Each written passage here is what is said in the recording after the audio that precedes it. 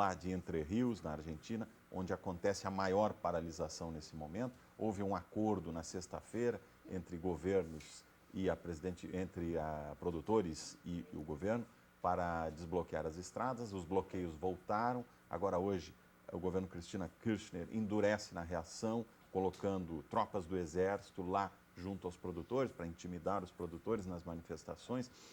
E a gente começa a perceber aqui, né, professor, que aflora novamente essa coisa, o chamado sangue quente argentino. Né? A Argentina, há pouco mais de 20 anos, foi à guerra com a Inglaterra por umas ilhas lá no final do Oceano, do Oceano Atlântico, né? As Ilhas Malvinas, ou Falklands.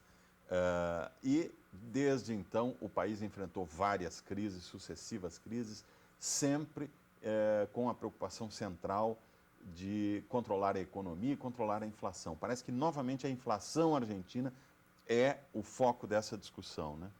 Eu acredito que sim, né? Quando tu coloca as referências à questão da guerra das Malvinas, efetivamente foi uma guerra desigual. Os argentinos, com muito brio, não tinham condições de enfrentar toda a estrutura do adversário. Mas foi também o caso do governo militar argentino. O caso do governo militar, que precisava justificar, né, há algum Não. tempo, imaginava na guerra uma alternativa. Quando a União Cívica Radical assume, é preciso fazer a transição política. Ao contrário do Brasil, que nós fizemos de forma pacífica, a Argentina foi um problema extremamente complexo. A União Cívica Radical conseguiu fazer a transição, mas a inflação não conseguiu resolver e procurou antecipar a posse do presidente Menem. Menem veio com choques econômicos que também não conseguiu resolver a inflação. Volta a União Cívica Radical. Neste meio tempo trabalhamos com os planos do Domingos Cavalo. Inicialmente a estabilidade, depois no segundo momento a competitividade. A paridade, né, com o dólar, que foi um desastre para a gente. Por fim, né? chegamos ao ponto onde a Argentina passou a conviver com 5 presidentes, né, consecutivos.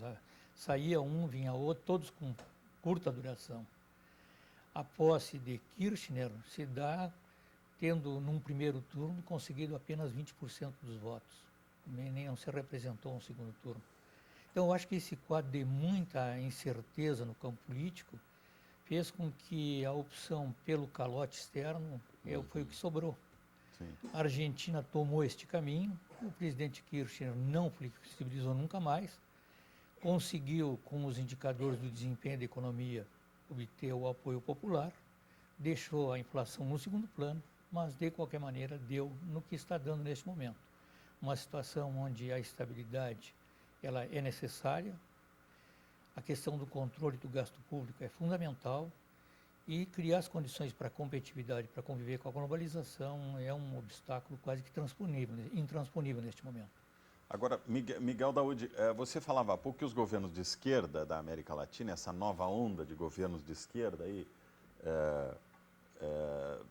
onde podemos colocar aí, né, a Venezuela, o Equador, Bolívia. a Bolívia, o próprio Chile e o Brasil, são 2 presidentes de esquerda, mas Chile e Brasil tomaram um rumo bem diferente, né? Seguiram, digamos assim, o manual ortodoxo, né? Não se aventuraram por medidas aí heterodoxas na economia e estão indo muito melhor do que os países que adotaram essa cartilha heterodoxa. Populista. Eu diria que a Venezuela, você vê, a Venezuela a gente tem notícias de que eles estão vindo buscar alimentos no Brasil, porque está faltando alimentos na Venezuela, é uma situação complicada. O fato do Chávez ter um governo populista é bem diferente de você ter um governo social e que você procura proteger a população de adversidades, que é a obrigação do governo. Agora, outra coisa é ser populista. Então, a manutenção do poder, desses governos, ela se dá com medidas exageradas, que na Venezuela o povo já começa a perceber que não funciona, tanto que o Chávez perdeu aí uma eleição. Agora, a Bolívia, a situação é muito pior que a Venezuela. A Bolívia também está enfrentando problemas de inflação, manifestações agora, essa semana, possivelmente, manifestantes poderão fechar o fornecimento de gás para o Brasil. Enfim, é uma situação em que ele não consegue contornar a situação. O Chile, com Lagos, ele deixou um país bem encaminhado. A Brechelet, essa atual presidente, que é de esquerda, ela não fez nada. Agora, o Brasil tem uma situação um pouquinho diferente, porque o Brasil, sem dúvida nenhuma, é o país que representa a América do Sul, é um país de peso muito grande. O Brasil é um país muito bem organizado, tem uma estrutura tributária.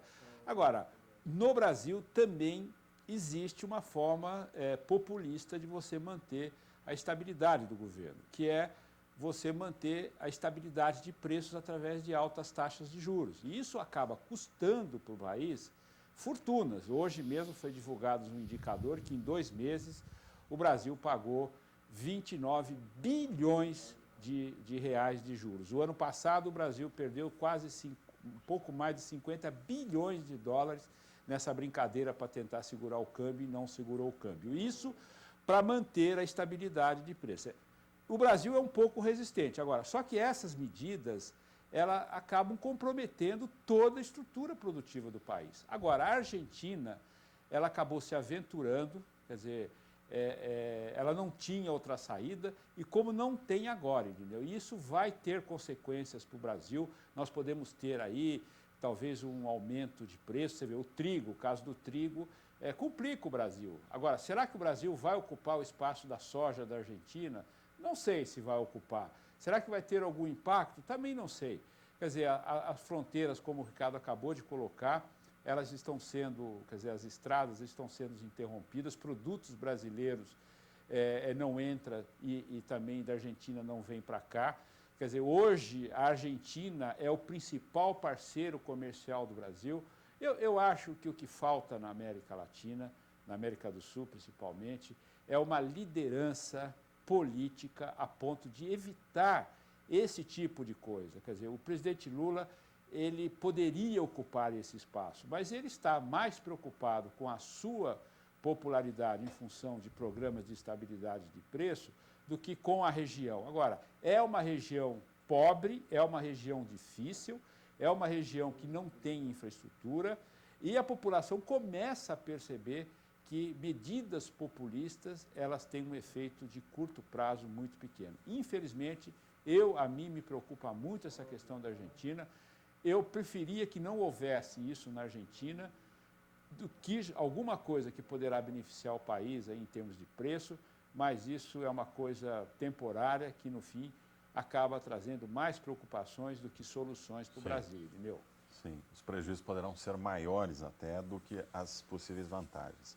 Exatamente. Muito bem, nós vamos fazer um novo intervalo e em seguida a gente volta perguntando: a alta dos tributos sobre as exportações de produtos agropecuários na Argentina favorece o Brasil? Prepare suas perguntas para depois do intervalo, já voltamos.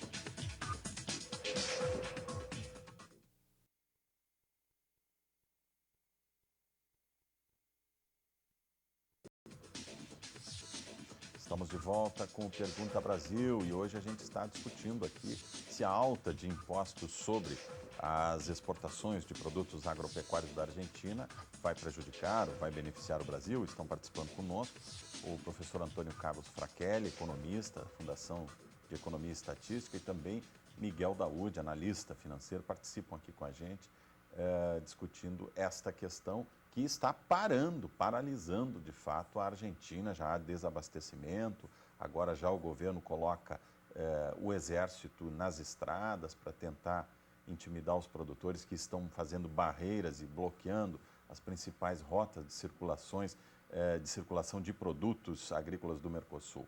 Está na linha, nós vamos começar a conversar com os telespectadores agora. Está na linha o Telmo Heinen, de Formosa, Goiás, e a gente vai conversar um pouquinho, bater um papo com o Telmo. Telmo, boa tarde. Como é que você está acompanhando tudo isso, Telmo? Boa tarde, Irineu. Boa tarde, Miguel. Boa tarde aos telespectadores do Canal Rural. Em primeiro lugar, em relação à pergunta, a resposta é sim, uma vez que todo movimento do gênero acaba causando especulações e indiretamente reflete no preço. Isso é bom para o nosso setor agrícola. É bom, você acha, Telmo? Sim, em segundo lugar, gostaria que chegasse a informação ao Ricardo para focalizar as reportagens no seguinte aspecto: se esse movimento de paralisação lá pode servir de exemplo para os agricultores brasileiros. E em terceiro lugar, Irineu, eu quero fazer a pergunta a seguinte: em 2005, 2006 e 2007, muitas vezes foi questionado, foi usado a Argentina, bem aqui do lado, como exemplo de crescimento de 7, 8, 8,5%, e nós, coitados aqui com 3%, e só ganhávamos do Haiti. Então isso para mim comprova de que aquele aludido crescimento, ele era falso, uma vez que hoje em dia a Argentina anda com o pires na mão pedindo gás para nós, gás que vem da Bolívia e energia elétrica. Então foi mais ou menos falso o crescimento deles. Muito obrigado, Telmo Heinen de Formosa. Agora, o Telmo levanta aqui uma questão importante, né, professor? Nos últimos anos, enquanto o Brasil crescia 2,3%, alguma coisa assim, a Argentina estava crescendo um ritmo de 7, 8%. O que aconteceu? Nós tivemos agora, em 2007, crescimento de 5,4% do PIB brasileiro. E a Argentina, que vinha tão bem, como é que de uma hora para outra os números se mostram tão frágeis? Em primeiro lugar, é importante considerar que antes desse desempenho excepcional da Argentina, a Argentina teve 4 anos consecutivos de queda no PIB. Então, quando se falava em crescimento de 7%, era sobre uma base muito frágil. Muito frágil. Em segundo lugar, essa base muito frágil permitiu que se chegasse a um período tão longo de crescimento. A questão toda é que há alguns anos já vem uma expectativa de que a Argentina deve desacelerar a economia. E essa desaceleração corre em paralelo à questão da inflação. Para controlar a inflação. Para controlar a inflação. Não é mais ou menos o que começa a acontecer aqui agora, professor? O governo... eu diria que não, porque o patamar da inflação da Argentina de 8,5% para 24%, né? 8,5% a inflação divulgada pelo governo argentino, pelo INDEC, 24% por instituições em paralelo. E o próprio FMI, já no próximo panorama mundial, fará alguma observação sobre a questão da inflação da Argentina. Vai usar os números da Argentina, mas vai dizer que é metodologia alternativa. É muito difícil produzir, investir num país onde tu tens a inflação e ainda ela está com essa maquiagem. Não, eu pergunto se nós não estaríamos no mesmo caminho, porque a gente vê aí uma preocupação desde o início da crise americana. A gente vê uma preocupação aí do Banco Central. Em primeiro lugar, interrompeu as quedas, os cortes na taxa Selic. E agora já começa a admitir até uma possibilidade de aumento da taxa de juros para controlar a inflação. Outro dia o governo pediu às revendedoras de carros que cortassem esses prazos de 80 meses, 60 meses e passassem a financiar carros em apenas 36 meses. Para tudo isso tendo em vista controlar o consumo que estaria muito aquecido no Brasil. Está tão aquecido assim ou estamos apenas nos recuperando de um longo período de subconsumo? Eu acho que nós estamos, assim, comparado com a Argentina, nós estamos iniciando uma retomada do crescimento. Nós vimos aí de 2 décadas e meia de crescimento insuficiente, então nós estamos dando os primeiros passos. Só que nós não conseguimos avançar nas reformas econômicas, nós não conseguimos avançar na questão da infraestrutura. Enquanto não tivermos uma agenda viável no curto prazo, dificilmente a gente consegue ir mais do que nós obtivemos até agora, Irineu. Está na linha agora e a gente vai conversar com o Júlio Trevisan, de Dilermando de Aguiar, Rio Grande do Sul. Vai participar aqui do programa com a gente. Júlio, boa tarde, tudo bem? O que você gostaria de perguntar? Tudo bem, Irineu? Tudo bem. Doutor Fratelli, uma boa tarde. Prazer falar com o Miguel aí. Pena que ele perdeu a dobradinha com o João agora na partida 1h no Canal Rural. Eu sou produtor e a gente está ouvindo o comentário de vocês aí. E essa questão do nosso governo, não seria a hora de ele fazer uma desvalorização em relação à nossa moeda, para que nós pudéssemos ser mais competitivos com nossos produtos no mercado externo, principalmente por essa questão que ele fala tanto, que tem uma grande reserva em dólar, e a gente sabe que em relação às outras moedas o dólar está perdendo